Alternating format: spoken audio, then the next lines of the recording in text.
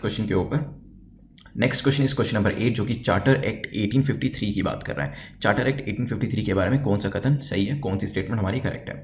This was the last of the series of charter act. जो भी charter act की series चली थी 1813 का आया, 1833 का आया, तो उसके अंदर ये आखिरी था, हो सकता है। It separated the legislative and executive function of governor general council for the first time. जो गवर्नर जनरल की काउंसिल थी उसके जो लेजिस्लेटिव फंक्शन थे और उसके जो एग्जीक्यूटिव फंक्शन थे उसको पहली बार अलग किया गया, हो सकता है। It fail to introduce an open competition system of selection and recruitment of civil servants. तो यहाँ पर ये भी जो हमने 1833 का एक्ट देखा था जो कि फेल हो चुका था, यहाँ पे कहा जा रहा है कि 1853 का जो एक्ट था वो भी फेल हुआ ओपन सिस्टम लाने के लिए, सिविल सर्विसेज के अंदर ओपन कॉम्पिटिशन सिस्टम लाने के लिए, हो सकता है। सोचिए क्या आंसर होगा, फिर डिस्कस करते हैं। चलिए देखते हैं।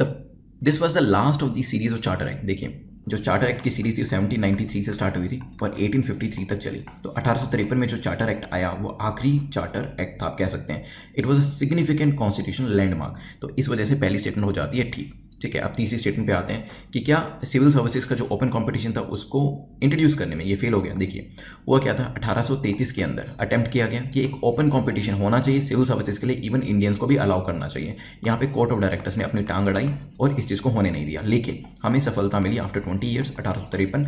आप सोच सकते हैं, हम देख सकते हैं कितने लकी हैं आपकी अभी ओपन कॉम्पिटिशन सिस्टम है। तब तो यहाँ पे हमें एग्जाम भी नहीं देने दिया जाता था, और जब ये एग्जाम देना भी शुरुआत हुआ तो एग्जाम देने के लिए भी लंदन जाना पड़ता था, और उनको एग्जाम भी ऐसे सिलेबस का होता था जिसमें लैटिन भाषा पूछी जाती थी, और जो सिलेबस होता था वो ब्रिटिश के हिसाब से ही पूरा बनाया गया था। तो हमें उनके ही एरिया में जाकर, उनकी ही कंट्री में जाके उन्हीं का सिलेबस पढ़ के उनको डिफीट करना होता था उस एग्जाम में, और काफ़ी सारे इंडियंस ने ऐसा करके भी दिखाया। तो जो हमारी आज की प्रिपरेशन है उस टाइम की कंपैरिजन में तो कुछ भी नहीं है, क्योंकि हमें अपने इंडिया के बारे में ही पढ़ना है और हम अपना एग्जाम का सेंटर जहाँ भी चाहें भर सकते हैं। ऐसा नहीं कि हमें किसी दूसरी कंट्री में एग्जाम देने के लिए जाना है, वो भी किसी दूसरी कंट्री का सिलेबस पढ़ के।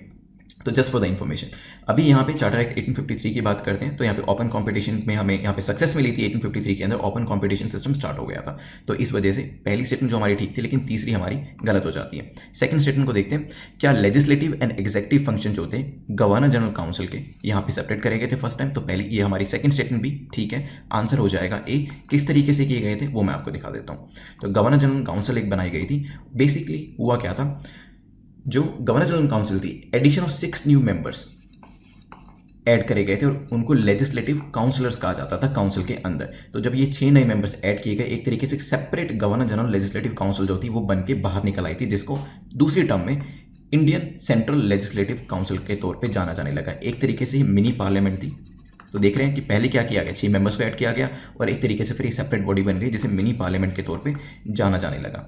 जो लेजिस्लेटिव विंग थी काउंसिल की, जिसे मिनी पार्लियामेंट कहते थे, इसका सेम ही प्रोसीजर होता था जैसे कि ब्रिटिश पार्लियामेंट का होता था। ब्रिटिश पार्लियामेंट में जैसे ही लॉज पास किए जाते थे, एक्ट्स बना करते थे, इसका भी सेम ही प्रोसीजर था इस मिनी पार्लियामेंट का। तो ध्यान रखिएगा, लेजिस्लेशन इसी वजह से फर्स्ट टाइम एक सेपरेट फंक्शन बन